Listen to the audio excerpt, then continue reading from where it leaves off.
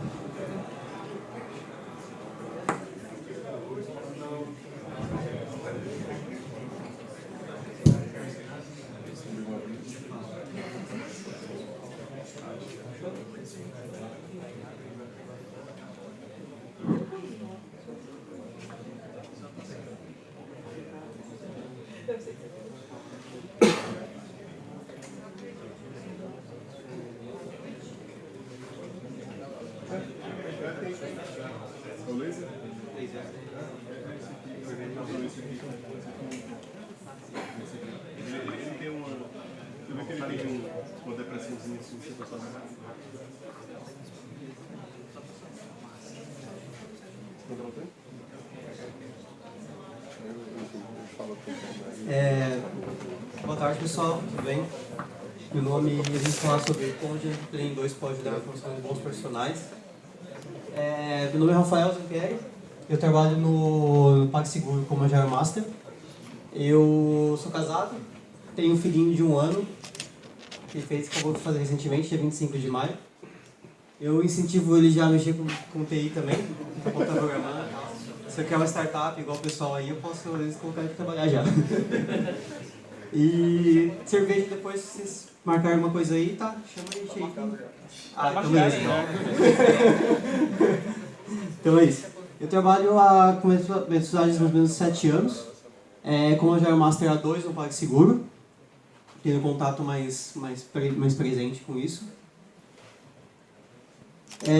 Nossa agenda basicamente hoje primeiro eu vou explicar o que é uma Plane 2, para a gente começar a entender um pouco sobre isso. E aí eu vou trazer um formato que a gente trabalha lá com os times que eu atuo, que são 2 hoje. Então a gente criou um formato específico para a gente trabalhar e vou trazer isso para vocês. E no final a gente vai fazer uma conclusão com métricas, para a gente vincular como é que a gente leva isso para o nosso dia a dia também. Então eu fui no site da Scrum Alliance e eu peguei umas práticas comuns. O Scrum Guide, ele não se divide o Sprint Planning Meeting em 2 partes, mas são práticas comuns de se dividir. Então, o próximo slide ele explica um pouquinho mais detalhado como é que é essa divisão, que está escrito naquele texto. Então, a primeira parte aqui, o Planning 1, revisão do backlog, priorização e objetivo do sprint, com o PO. Então, basicamente, aqui a gente vê o que nós vamos fazer no sprint. Na Planning 2, a gente faz o como. A gente fatia a história em tarefas e a gente bate o martelo sobre o sprint backlog, que é efetivamente o que a gente espera entregar no nosso sprint. E aqui a gente tem uma visão de Product Backlog, o sprint, que a gente bate o martelo, as histórias e as tasks, que é o objetivo que a gente vai ter numa Planning 2. Tá, mas como é que eu posso começar a fatiar uma história em tarefas? Basicamente, a gente fez alguns experimentos. Primeiro a gente começou sem nenhum conhecimento em si, começou a fatiar só por fatiar, pegar uma história de tarefas, e a gente descobriu o Smart, que ele se encaixa muito bem com o nosso modelo. Que toda tarefa deve ser específica. Ela deve ter um objetivo muito claro. Ela deve ser mensurável. Ela deve ter um início, um meio e um fim. Ela deve ser atingível. Um ou mais integrantes do seu time deve ter conhecimento para conseguir entregar aquela história. E ela deve ser relevante para a história. Fazer parte daquilo. Você não pode fazer o tal do já que eu estou fazendo isso, eu vou também fazer aquilo. Você não incentiva isso. E o time box, precisa ter um tempo definido vinculado àquela tarefa. E o que a gente conseguiu aprender usando tarefas durante um sprint? A gente garante mais foco no desenvolvimento. Então, o desenvolvedor, quando ele puxa uma tarefa, ele foca naquilo, pelo período de tempo que for necessário para entregar. a gente começa a ter maior transparência durante o sprint. Então, quando a gente vai para a nossa daily, a gente consegue ter uma clareza da história, o que falta ainda de tarefa para fazer, o que está em andamento e o que a gente já entregou. Então, a gente começa a ter uma percepção também de previsibilidade do sprint. Será que a gente vai conseguir entregar o nosso objetivo do sprint? Então, você consegue vincular aquilo com um burn down e também com uma visão clara se você conseguir entregar ou não. E a gente consegue ter facilidade de fazer enxame com as tarefas. O que seria isso? Realmente como abelhas. Vai um grupo de desenvolvedores na mesma história, 2, 3 desenvolvedores. E não necessariamente precisa trabalhar em pair programming. Pode ser algo que cada um pega uma tarefa e em paralelo vai desenvolvendo. Tá, mas como é que é esse modelo que a gente vem trabalhando lá no PagSeguro? Ele é dividido em 5 partes, sendo a primeira a seleção das histórias, que leva cerca de 5 minutos. Depois, no seu momento à frente, a gente vai entender sobre cada uma. Uma segunda parte que é pensando na solução do problema. A terceira que é a apresentação e definição da solução em conjunto, colaborativamente. A quarta é fatiando a história em tarefas. E a quinta é fazendo uma revisão com o grupo todo das tarefas. Então, o que nós vamos precisar? Histórias escritas em cards.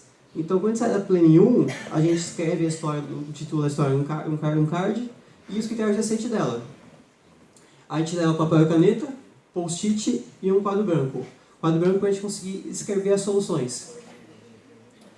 Passo 1, então. Como é que a gente faz? A gente tem o nosso backlog, de um lado. A gente tem os desenvolvedores. Vou falar um pouquinho sobre eles. Que são o João, um sênior, a Thaís é um pleno, o Silas é um júnior, o Henrico é um outro júnior. Então, nessa seleção das histórias, a pessoa vai puxar uma história para ela pensar na solução. Então, o Henrico, que é um júnior, puxa a primeira história. Tudo bem. O Silas é uma pessoa que acabou de chegar no time, ele é um júnior. Ele não tem conhecimento sobre como dividir, como fatiar uma história em tarefas. Então, a Thaís vai ajudar ele. Então, eles vão fazer um pair nesse processo. E o João vai lá e pega a terceira história. O que a gente pode observar como um papel de Agile Master nesse processo? A gente consegue ver a proatividade e assumir a responsabilidade de problemas. Então, quando eu vou lá e eu assumo um problema, eu consigo, como Agile Master, observar se sempre eu vou lá e eu me disponho a resolver níveis de problemas diferentes, desde o menor até o maior, independente da seriedade da pessoa. E a gente começa a ver comprometimento com a solução do problema. Se eu estou puxando aquilo, estou me comprometendo. Então, esse é o primeiro passo de comprometimento dentro do time. No passo 2, a gente começa a pensar na solução. Então, conforme a gente dividiu as histórias, a gente senta em silos. Separado, a gente começa a pensar na solução daquela história. Então, eu pego o papel e a caneta e eu começo a desenhar qual solução que eu tenho que dar para aquele problema em si. O que as pessoas ganham nessa parte do processo? Pensamento e solução de problemas. Não sei, acho que possivelmente muitos aqui trabalham em empresas já que vem lá requisito funcional, você tem que fazer apenas. Você não pode questionar. Ou a gente tem um arquiteto, alguma coisa que fala como deve ser feito aquilo. Isso é uma coisa que a gente não pode ser estimulado. A gente precisa começar a pensar em solução de problemas. Então, e também em análise técnica individual nesse processo. Eu começo a colocar todo o meu conhecimento ali para resolver os problemas. Passo 3, então, apresentação e definição da solução. Nessa parte, a gente volta a se reunir. Então, o Henrico, que foi a pessoa que pegou a história com maior prioridade, ela vai apresentar a solução que ele definiu. Então, ele vai, apresenta para o grupo, vai no quadro branco, apresenta a solução e depois ele abre para debate. Aí todo mundo, colaborativamente, vai propor soluções para aquilo, melhorias. Então, a gente vai fazer uma cocriação da solução. E quais são os ganhos desse processo? O estímulo a falar para um grupo de pessoas. Então, quando eu vou lá na frente e eu falo da minha história e que solução que eu pensei sobre ela, eu estou sendo exposto para todo mundo e eu também estou expondo meu conhecimento de negócio e técnico. É muito comum, às vezes, a gente na empresa lá, a gente se fechar no nosso canto e, por mais que a gente tenha dúvida, às vezes a gente fica ali, perde um dia, 2 dias atrás de uma solução, sendo que é mais fácil a gente conversar com outras pessoas. Nesse processo, a gente está expondo claramente o que a gente sabe e quais são os nossos gaps. A gente vai gerar empatia. Porque se a pessoa for ali na frente e depois eu vou lá falar da história que eu peguei, que eu me comprometi, eu começo a gerar empatia com as pessoas e mais confiança. Eu confio no que elas estão falando, porque elas estão se expondo. A gente sabe exatamente o que a pessoa sabe e quais são os gaps. Elas começam a facilitar a definição de solução. Se eu estou ali na frente e eu expus uma solução e eu abrir para debate, eu preciso facilitar esse processo e eu começo a ter conflitos também. Porque eu preciso contra-argumentar baseado no que eu pensei para aquela solução. E, claro, a parte de cocriação. Todo mundo vai participar daquela solução. Opa. E o passo 4 qual que é? Fatiando a história em tarefas. Então a gente volta para os nossos silos, senta na mesa de novo, fatia a história em várias tarefas, independente do tamanho da história, cada um faz a sua parte sozinho inicialmente. O que a gente ganha com isso também? Transformação do conhecimento tácito em explícito. Eu estou tirando da minha mente aquela solução e eu estou colocando no papel. Eu estou colocando no papel tudo que a gente acordou na solução, como um todo. E eu estou desenvolvendo o planejamento de software. Então, quando eu vejo uma solução como um todo, preciso ter que colocar isso no papel, eu preciso pensar no passo a passo, como é que a gente consegue paralelizar aquele processo. No passo 5, que é a revisão das tarefas, a gente sai dos silos de novo e a gente troca todos os papéis. Então o Henrique vai pegar lá o papel que ele escreveu as tarefas dele e vai passar para o João, que vai passar para a Thaís e para o Silas, e eles vão passar para o Henrique. Então eu vou começar a olhar e vou poder questionar o grupo. Tá, por que você fez essa tarefa aqui? Ah, porque a gente precisa desenvolver X por X motivo. Então a gente começa a fazer uma troca entre as pessoas das tarefas e começa a entender toda a solução de todas as histórias. Que a gente acaba ganhando que todo mundo sabe de todas as tarefas das histórias. Então, a gente começa também a entender como é que cada um planeja. Tem gente que é mais detalhista, tem gente que é mais genérico. Então a gente começa a trocar informação também sobre isso. De como a gente planeja o desenvolvimento de software. E, voltando de novo, comprometimento. Se eu participei de todo o processo de criação da melhor solução possível para todas as histórias que a gente se comprometeu a entregar nesse sprint, eu estou totalmente comprometido com aquilo. E isso é uma coisa que a gente quer.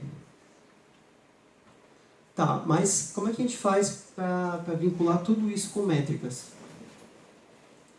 Então, primeiro eu vou falar um pouquinho sobre como a gente calcula lá no PagSeguro com os times e depois mostrar uma métrica real de um dos times, como foi a evolução dele. Então, primeiro a gente tem as unidades de medidas vinculadas às tarefas. A gente pode, por exemplo, definir as tarefas sem ter nenhuma unidade de medida. A gente pode colocar pontos, dias ou horas. E é basicamente uma evolução, um passo a passo. A gente pode começar com nenhum, pontos, dias, para a gente ter maior precisão nas tarefas. Então, quando a gente tem nenhum, a gente só quantifica quantas tasks foram criadas para aquele sprint. Quando a gente trabalha com pontos, a gente soma o total de pontos, sendo que cada tarefa vai ter, por exemplo, 1, 2, 3, 5, 8 ou 13 pontos, que é o mesmo que a gente acaba usando para histórias, para a gente medir a velocity do time conforme os sprints. Em dias, a gente tem o total de dias de investimento necessário para entregar aquele sprint. Em horas, é o mesmo base de cálculo, só que em horas. Na inspeção diária, quando a gente usa nenhuma unidade de medida, a gente tem um burn down de tarefas como um todo, ao longo do tempo. Em pontos, é o total, também um burn down, só que através de pontos. A gente faz acompanhamento. Em dias, a gente consegue fazer um burn down e consegue também fazer uma sumarização do número de pessoas no time versus o número de dias restantes.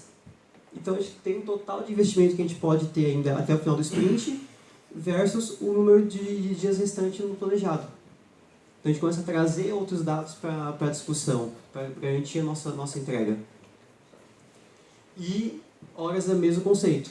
Então, o que foi acordado com o time em como a gente calcula as horas, a gente pode trazer também na daily para ver se a gente vai conseguir entregar o sprint ou não. E eu vou falar um pouco um pró e um contra de cada um desses pontos, tá? Quando a gente nunca trabalhou em dividir uma história em tarefas, um pró do nenhum é uma facilitação. Então a gente pode começar por ele. É o passo mais fácil. A gente só fala pro time, pessoal, vamos começar a quebrar em tarefas, sem vincular nada. Se a gente começa a usar pontos, a gente começa a criar uma estimativa relativa. Então, cada time vai ter sua pontuação e sua entrega por sprint relativamente. Quando você trabalha em dias, você começa a ter um time box no planejamento. Você consegue sumarizar o total de dias necessários para entregar aquele sprint de todas as histórias. Então, você começa a fazer alguns cálculos numéricos para garantir cada entrega. Em horas, a gente consegue garantir paralisação de tarefas, que é uma coisa que às vezes com dias a gente não consegue. Quando a gente usa em dias, quando a gente fala que uma tarefa leva um dia para ser feita, às vezes você consegue paralisar ela. Mas no formato que você está trabalhando, você pode perder a percepção disso. Já com horas você consegue paralisar e mesmo você consegue ter um fácil entendimento ainda sobre o que tem que ser feito, que ela se torna cada vez mais específico. E também tem um caso de, se tiver um estagiário às vezes, ou até um júnior, ele pode, por exemplo, pegar uma tarefa de configurar o DNS no servidor.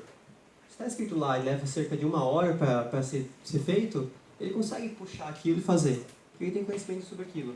Agora, quando você pega uma história de um dia e você coloca configurar DNS e fazer outras tarefas em conjunto, ele pode se sentir assustado. Então ele vai ter que, não é possível fazer sozinho, vai ter que participar, fazer um pair com outra pessoa.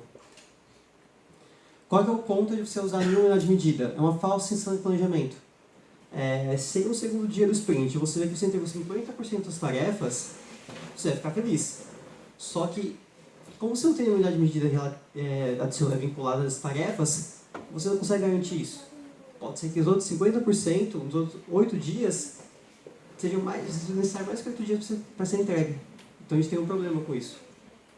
Quando a gente trabalha com pontos, a gente tem uma dificuldade de definir o objetivo para melhoria.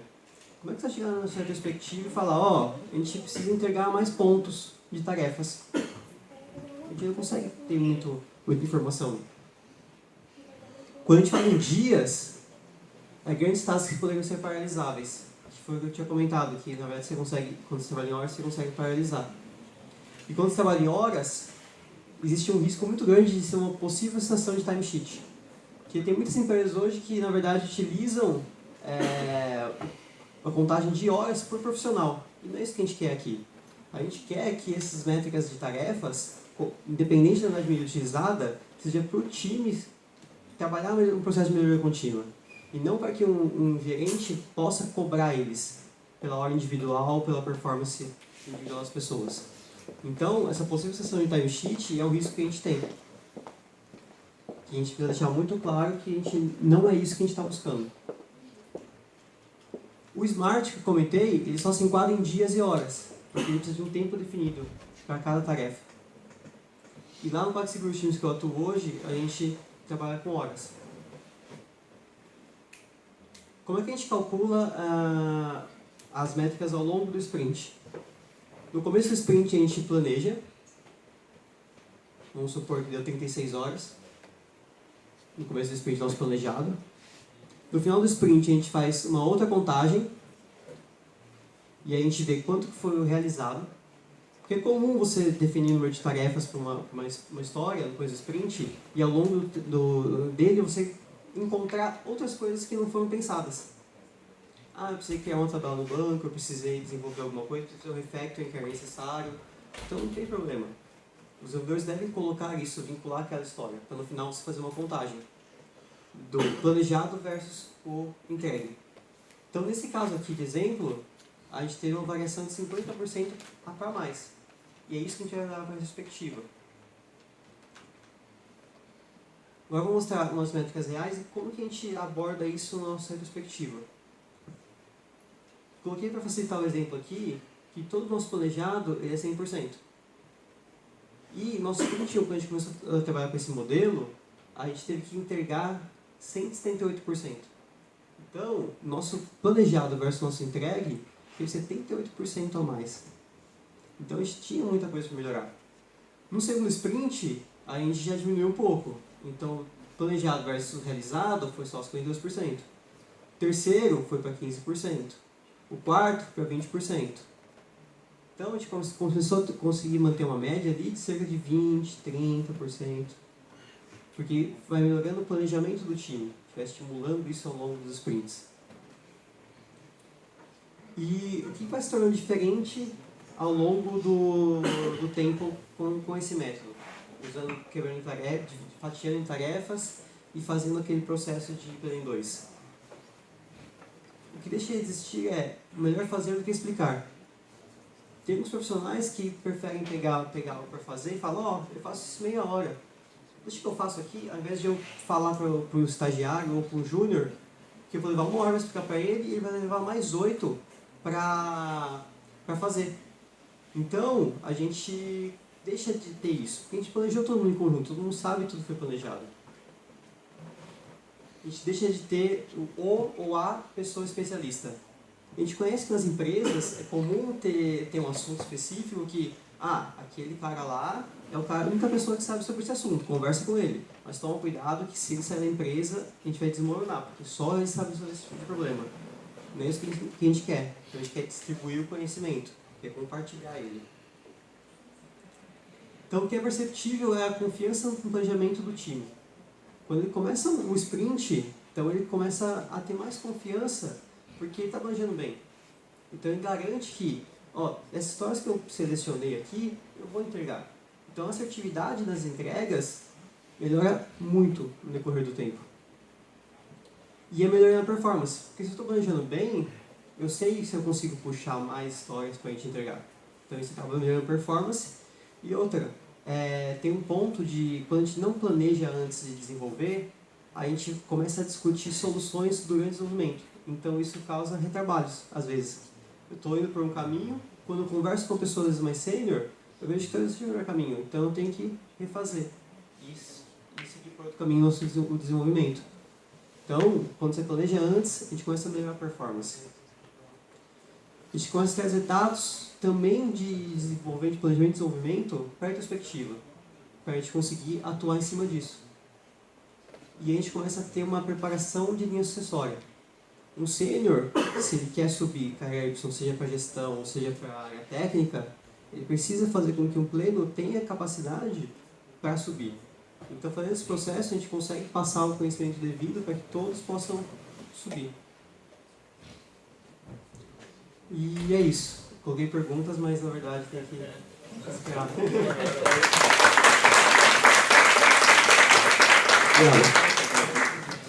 Eu queria chamar a Fernanda, Vitor e Luciano para a gente bater um papo com vocês, tirarem algumas dúvidas.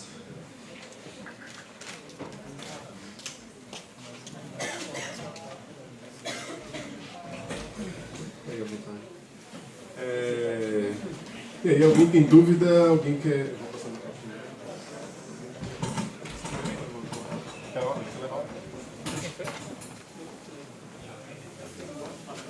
Não, eu acho que ele é lá. Não, não é.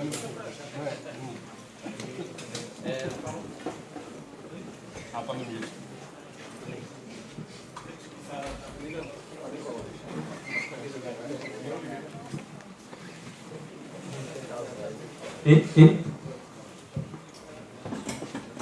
Falando um pouco da Planning 2, você falou de um time box ali de 10 minutos entre umas tarefas e tal. Como é que você chegou a esse time box de 10 minutos? De onde vem isso? Tá, a gente foi testando, a gente definiu inicialmente mais por percepção mesmo. Por exemplo, quando eu sento para pensar numa solução, se eu deixar aberto, a pessoa pode passar 20 minutos, 30 minutos. Então a gente põe um time box para estimular que a pessoa comece a pensar rápido numa solução. Porque a gente quer que todos os profissionais consigam olhar um problema e rapidamente dar a solução para ele. A gente ainda dá um time box de 10 minutos só para a gente começar um processo de mudança no time. Porque ao longo do tempo, conforme você começa a rodar em vários sprints, esse tempo deixa de existir. Porque eles começam a incorporar o processo, então eles puxam uma história, quando ele senta para definir a solução, por exemplo, ele vai lá, faz rapidamente, em 2, 3, às vezes 4 minutos já está entregue, o grupo como um todo. Então aquilo ali é mais só para a gente começar o processo, começar a mudança desses tempos que eu coloquei ali.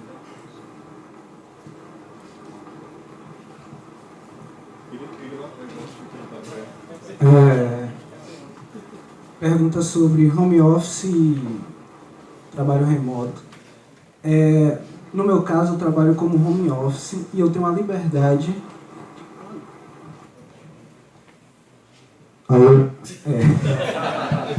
Eu tenho a liberdade de, no momento em que eu não posso trabalhar durante algum período de tempo, eu tenho essa de empurrar um pouco as horas ou adiantar as horas para poder cumprir as atividades e ficar com espaço. Só que como é home office, eu tenho a capacidade de falar em algum período com a minha chefe ou chefe que está presente em algum momento. Eu queria saber a distância, como é isso que você faz para... Eles lhe dão essa liberdade de em algum momento você poder adiantar ou empurrar um pouco o trabalho quando você não pode lidar com ele? Pronto. Na empresa que eu trabalho, a gente tem flexibilidade, então, como eu ainda pego algumas matérias aqui, eu consigo me comunicar e dizer, olha, nesse período eu não estou disponível, nesse período eu estou mais disponível, mas é mais focado na entrega. Então, acho que se você negocia a entrega, a questão do tempo fica mais tranquilo. E aí, nessa empresa específica, é mais, como eu negocio a entrega, então eu já sei mais ou menos quanto da semana eu vou precisar utilizar para poder fazer essas entregas. Mas tem empresas que definem um time box assim, tipo, você está ali naquele período disponível. Por exemplo, agora a gente está com um problema de que precisa ter um dev, no mínimo um dev no horário de almoço, porque é o horário que tem o pico de pedido e se acontecer qualquer incêndio precisa ter esse backup. Então o time já consegue se organizar para ter alguém nesses horários. E de resto, acho que é comunicação mesmo com a empresa. Quando você está para entrar, você tem que negociar isso já, se você tiver alguma restrição. Aqui, João. Vitor, falando sobre trabalho home office ou remoto, quando você trabalha presencial, geralmente a empresa tem uma preocupação muito grande com o seu código, não sair de lá, passar antivírus, essas coisas todas. Quando você trabalha em casa, geralmente você pode ter a liberdade de ter o código na sua máquina, isso fica tudo configurado na sua máquina, ou você só trabalha conectando em uma máquina virtual, por exemplo. Legal. Na empresa que eu trabalho, a gente tem liberdade de usar o computador nosso próprio, só que a gente assina um termo de responsabilidade. É bem comum você assinar um termo de responsabilidade e de sigilo. Então, determinadas informações a gente não pode divulgar e o código é óbvio que não é propriedade nossa. A gente precisa ter esse controle para não vazar o código e não, de certa forma, não ter isso exposto. Agora, por exemplo, eu conheço, a gente estava discutindo isso entre colegas, que eles trabalham para um banco de fora, e eles precisam, quando vão acessar determinado código, precisa estar conectado na empresa, eles não podem estar em casa. Mas, via de regra, tem um contrato de sigilo e tal, que você se responsabiliza por isso. Opa. Mais alguém? Aqui, Pedro. Zampiero, exatamente sobre a forma que vocês estão fazendo o planning, para ver se eu entendi direito, aquele desenvolvedor que pega vai entregar também, ou ele só faz estimativa e quando as tarefas estão estimadas, o outro desenvolvedor pode fazer? No Plano 2, a gente quer que todo mundo participe de tudo, ao mesmo tempo e agora, vamos dizer assim. Então, na verdade, a gente leva para a discussão a melhor solução. Todo mundo participa e todo mundo sabe exatamente qual foi a melhor solução, qual foi a solução definida para aquilo. Então, quando a gente vai para o sprint, para o dia a dia, todo mundo pode pegar o que quiser. Então, a gente puxa a primeira história. O conceito de enxame lá que a gente estava comentando no começo foi que eu posso ter 3 desenvolvedores, às vezes, na mesma história. Ou se uma história for, às vezes, possivelmente ter um pouco maior, posso ter, se o time está diretamente 5 pessoas, as 5 pessoas podem ir na mesma história. Então, cada um puxa uma tarefa, desenvolve, aplica TDD e entrega. Então, pega a próxima tarefa. Até a gente deixar de ser paralelizável e puxa a próxima história. Então, agora a gente tem 2 histórias em paralelo rodando. Então, a gente sempre atua dessa maneira. Mas fica aberto para cada um puxar o que ela se sentir mais confiante. E também no processo, de revisão, a gente já levanta alguns pontos de tem histórias que nem todo mundo tem conhecimento para fazer. Então a gente já propõe tempos de investimento para elas, onde a gente vai fazer pair programming, para estimular também a troca de conhecimento. Mais alguém? Então a gente encerrou por causa do tempo, mas a gente pode trocar ideia. Gente, obrigado. E parabéns. Tá, eu gostaria de chamar agora Rafas.